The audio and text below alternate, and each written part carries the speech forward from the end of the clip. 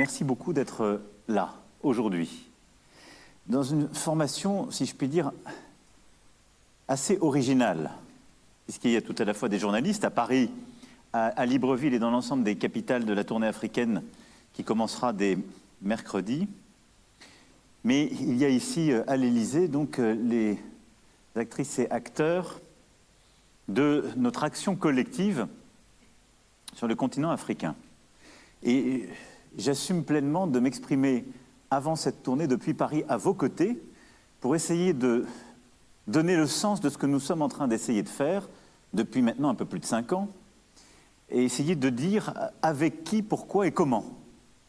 Et au fond, l'objectif que nous devons poursuivre, c'est d'avoir une politique plus simple, plus lisible, en faisant mieux travailler l'ensemble des administrations, de l'État, de ses partenaires, mais avoir aussi une politique qui associe pleinement les entrepreneuses et entrepreneurs, les innovateurs, les sportifs, les artistes, les scientifiques, dans cette politique qui a vocation à ne pas être simplement de gouvernement à gouvernement, mais qui doit pleinement assumer de traiter avec la société civile des différents pays d'Afrique. Et au fond, sont là réunis bon nombre d'acteurs de notre politique avec l'Afrique qui, pour une bonne partie d'entre eux, vont avoir à m'accompagner dans ce déplacement à venir à partir de mercredi ou qui ont pu m'accompagner dans des voyages précédents. Alors, il y a un peu moins de 6 ans, en novembre 2017, dans un amphithéâtre de l'université Joseph Kizerbo à Ouagadougou, j'avais débuté mon discours en citant les mots de Thomas Sankara et en annonçant qu'il n'y avait plus de politique africaine de la France. Ces mots sont toujours d'actualité. Mais ils ne sont certainement plus suffisants face aux bouleversements et aux transformations profondes que nous avons vécues ces dernières années. Le temps passé sur le continent africain est irremplaçable. J'y ai effectué 17 déplacements, été accueilli dans 21 pays, du Shrine de Lagos aux églises de Lalibela, sans compter les multiples entretiens menés avec nos partenaires africains à Paris et à travers le monde.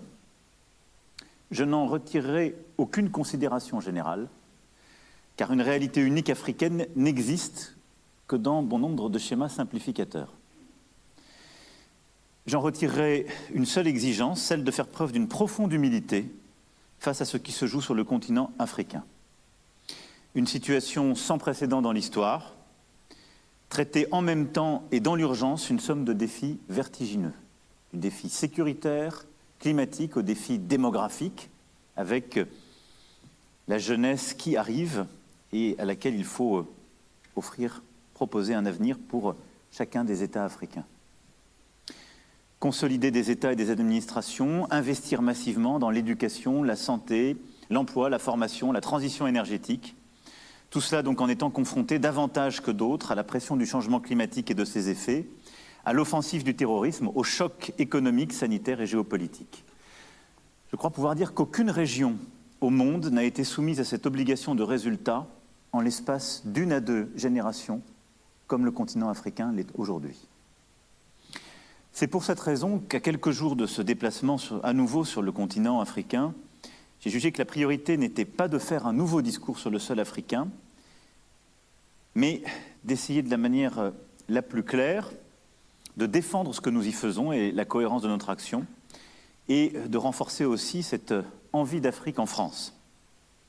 Et c'est pourquoi beaucoup de chefs d'entreprise, de scientifiques, d'artistes et de sportifs sont aussi présents aujourd'hui. Nous devons en effet collectivement prendre la mesure des défis qui sont si proches de nous, non pas pour nous projeter dans des prédictions apocalyptiques ou dans des paniques anxiogènes.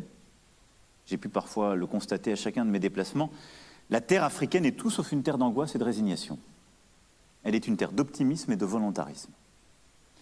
Cette proximité, cette énergie doivent nous inspirer et nous inciter à réaliser la force de notre atout d'être les voisins de l'Afrique et de compter encore parmi les pays qui ont un lien unique, humain, existentiel avec ce continent, ce qui est une chance. Nous avons destin lié avec le continent africain.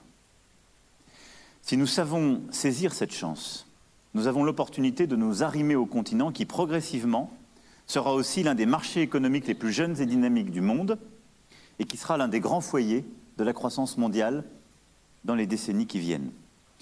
Mais aussi parce que notre jeunesse écoute aujourd'hui une musique congolaise nigérianes, ivoiriennes, créées et produites sur le continent africain. Et parce que ce n'est que la préfiguration d'une puissance culturelle, économique, scientifique, politique africaine qui va continuer de se déployer. Notre croissance économique aussi, à nous Européens, nos échanges, nos emplois vont dépendre de plus en plus de l'Afrique. Ça n'est ni une bonne ni une mauvaise nouvelle, c'est un fait. Et tout dépendra de ce que nous en faisons. C'est pourquoi je suis convaincu que le moment est venu de faire un choix et de savoir quel rapport nous voulons entretenir avec les pays africains.